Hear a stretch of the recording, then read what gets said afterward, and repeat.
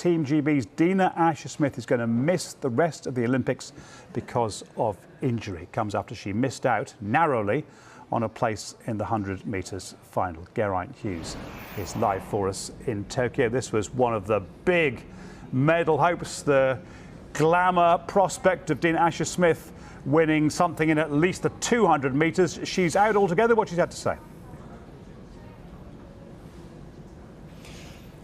We just might have to rein back from that. When things happen so quickly, she's definitely out of the 200 metres. Just awaiting confirmation about whether her Olympics is completely over or not from British Athletics. A couple of sources I've spoken to at the stadium are telling me she might be staying in the Olympics to compete in the relays. But as you say, I haven't had confirmation from British Athletics, who will completely relay the official news. So just bear with me to find out exactly what's happening with that. But I think it's probably a little bit too early to say her Olympics are completely over. However, this is not good news for Dina Asher-Smith. It is not good news for the track and field squad either. Dina Asher-Smith, she failed to make the final of the 100 metres here this evening. She came home in third place in a semi-final, a time of 11.05.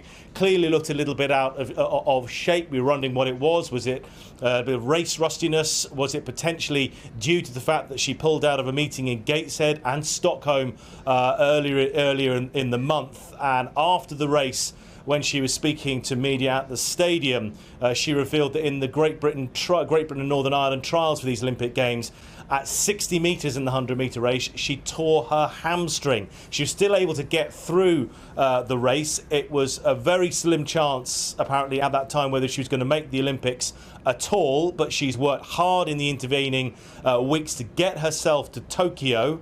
But clearly she was not in the shape that she was prior to those trials. 6 weeks ago, she was saying she was so confident that she would win the 100 metres, which is not her best event. She's the world champion in the 200 metres, but sadly a tear, not a rupture, a tear in her hamstring curtailed the preparation. She had to recover from that, and then it's very, very difficult to get yourself back up to the peak running speed she was at. So she is out of the 100 metres. She has confirmed she's pulled out of the 200 metres, but there is still a chance that she may compete in the relays. We wait official confirmation from British Athletics about whether that is the case. Fingers crossed that will be the case, because the Games without Dina Asher-Smith for the GB team will be very disappointing. She is the captain of the track and field team here as well. She's much loved as well by many of the athletes there as well. So I think we'll wait and find out exactly what's happening there. But clearly, sadly, she's not going to become the Olympic champion on top of being the reigning world champion in the 200 metres.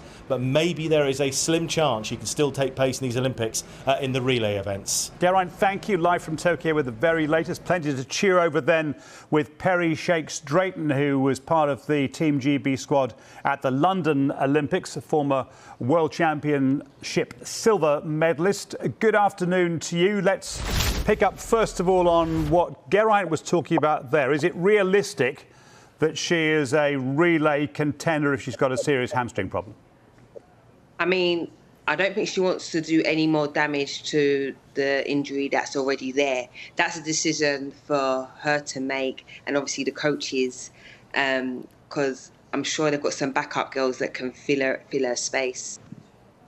Overall, what's your reaction? How do you feel about all this lunchtime? You know what? I really felt it for her, like, listening to her interview, because I've been there. I mean, you carry injury really close to an important championship, and you tend to hide it, hoping that I'm going to be ready for the start line. You kind of forget that, okay, it's a bit of a setback, but you feel, no, I'm going to be good. And it actually brought kind of a tear to my eye. And I'm surprised that her interview went on for so long. But I think it was good that she showcased her emotions.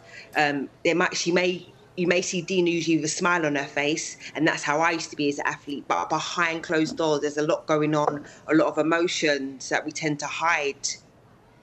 She talked about only having had a week of what she calls proper sprint training in the build-up. It's an astonishing effort to get as close as she did to making the final, isn't it? Yeah, I mean, a week that's a very short amount of time. You know, she said that she went over to Germany and such, you know, and, you know, that can have a mental effect on you as well, because obviously she's going to run, but try and play it safe, where, you know, she can run sub 11, but, you know, through the round, she hasn't managed to do that because she's carrying an injury and doesn't want to do any more damage to herself. Let's not forget that, as Geraint was saying, she's the captain as well. She's a hugely inspirational figure for lots of people in that team. Whose job is it now, partly hers maybe, to make sure that this doesn't damage the overall morale of the team? I mean, it's not. She's captain. I feel like it's not her job to do anything. If anything, she was there to be an athlete and compete. And now she's there to encourage the other athletes. She's already an inspiration. But let's not forget Daryl Nita. Yeah. I mean, she was spoken about, and she ran a PB in her heats. And now she's made it through to the final. And you know what? Props to her. She's an inspiration to the other athletes who are yet to compete, and you know she'll be great for the relay as well. Yeah, we've got to remember Daryl. Yeah, and she qualified by 1,000th of a second, which is the kind of measurement you don't normally have to go to, but you had a dead heat on the normal timings. When you get into a final or a semi-final, whatever it is, when maybe people didn't quite expect you to, do you run in the next round, in this case the final, feeling like you've got nothing to lose? Listen, I've been in both situations. I've been in a situation where it's been 100th of a second where I've missed out on the final. And then I've had the case where I've made the final, been an underdog. No one put me on thinking about me getting a medal. And then I came home with a bronze. And that happened at Europeans. So you know what? It's exciting to make the final. She is going to give her all because you've got nothing to lose. Well, medals, but what I'm talking about, you're not going to hold back. She will not hold back, and neither will the other athletes. One more to you on a different event, because the 800-metre semis are going on right now. And Gemma Ricci, who's a genuine medal hope, really impressive in coming second in her semi-final. Yeah, the 800 girls, phenomenal. And you know what? At 800 is another exciting event, because it's like, forget about the first lap, it's the second lap. And who's going to bring it home? It's so exciting to watch. Anything can happen. And that is the beauty of athletics. That's why it's my favourite sport. Perry Shakes-Drayton, thanks very much indeed. If people weren't enjoying the athletics, they will be now, having listened to you. Thanks very much. Thank you.